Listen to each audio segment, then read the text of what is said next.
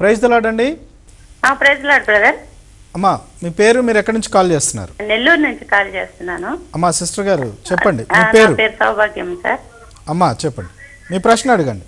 Particular place లో అక్కడ particular స్థలంలో అని అట్లా ప్రేయర్ చేయడం ఏమన్నా అది కరెక్టా? ఎక్కడైనా కూర్చొని ప్రేయర్ చేసుకోవచ్చా? ఓకే, అంటే మీరు ఏమన్నా పలానా ప్లేస్ అనేది ఏమన్నా చెప్పగలరా? అంటే పలానా ప్లేస్ అని కాదు, మన రూమ్ లోనే మన ఇంట్లోనే ప్లేస్ మారుతూ, అంటే ఎక్కడంటే ఇప్పుడు మేము ప్రేయర్ చేసుకుంటూ ఉంటాం కదండి. రైట్ రైట్ రైట్ అంటే మీరు ఏమనుకో, మంచి ప్రశ్న అడిగారు. అయితే వాస్తులో చెప్పాలి సార్.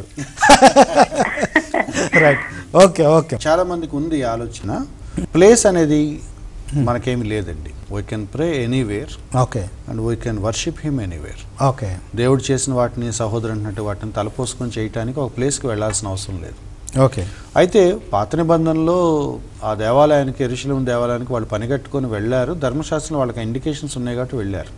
కానీ సమరయ స్త్రీతో మాట్లాడుతున్నప్పుడు యేసుక్రీస్తు వారు చాలా క్లియర్గా చెప్పేశాడు, ఫ్యూచర్లో ఎవరైనా సరే దేవుడిని ఆత్మతోనూ సత్యంతోనూ ఆరాధిస్తారు, ఒక ప్లేస్తో దాని పరిమితం కావాల్సిన పని లేదని దేవుడు క్లియర్గా చెప్పేశాడు.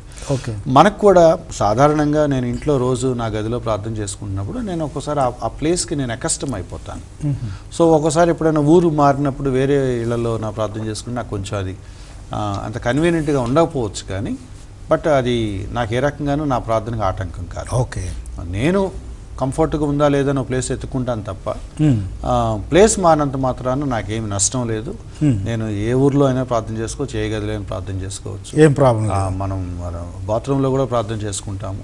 కాబట్టి ఏంటంటే ఎనీవేర్ దేవుడితో నేను నిత్యం సంబంధం కలిగి ఉండటం చాలా గొప్ప విషయం తప్ప దానికి స్థలానికి ఏమీ లేదు.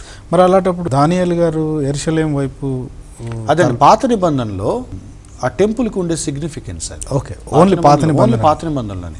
ఇందాక అదే అంది, సమర స్త్రీ వచ్చే టైంకి దేవుడు దాన్ని అరెస్ట్ చేశాడు. ఓకే. అంటే వాళ్ళ పర్స్పెక్టివ్స్ని న్యూ టెస్టిమెంట్ కోణంలో ఇంకా వైడెన్ చేసే ప్రయత్నంలో యేసుక్రీస్తు వారు అవన్నీ చేశారు. ఓకే. దానియేలు అలా చేశాడు. దానియేలు ఉద్దేశం అక్కడ ప్లేస్కి సిగ్నిఫికెన్స్ ఇవ్వటం అని కాదు, తను ప్రార్థిస్తున్నప్పుడు ఆ దేశంలో ప్రజలకి అదొక సాక్ష్యం. ఓకే. తర్వాత యెరూషలేము వైపు చూస్తున్నాడంటే యెరూషలేములో దేవుని మహిమ అక్కడ ఇస్తానని దేవుడు వాగ్దానం ఉంది కాబట్టి అవన్నీ వాళ్ళకి అర్థమవుతాయి కాబట్టి వాళ్ళు చేసిన పనులు. ఇప్పుడు మనకి అట్లా ప్లేస్తో పని లేదు కాబట్టి మనకి అది ఆ బైండింగ్ మనకు లేదు. ఓల్డ్ టెస్టిమెంట్లో అయితే యూదులు అలా చేశారు, కొన్నిసార్లు అక్కడికి వచ్చి చేయమని దేవుడు వాటిని ఎంకరేజ్ చేశాడు. బట్ న్యూ టెస్టిమెంట్ మనకి ఇప్పుడు అవసరం, ఇవన్నీ బోధించదు, అవసరం లేదు. రైట్.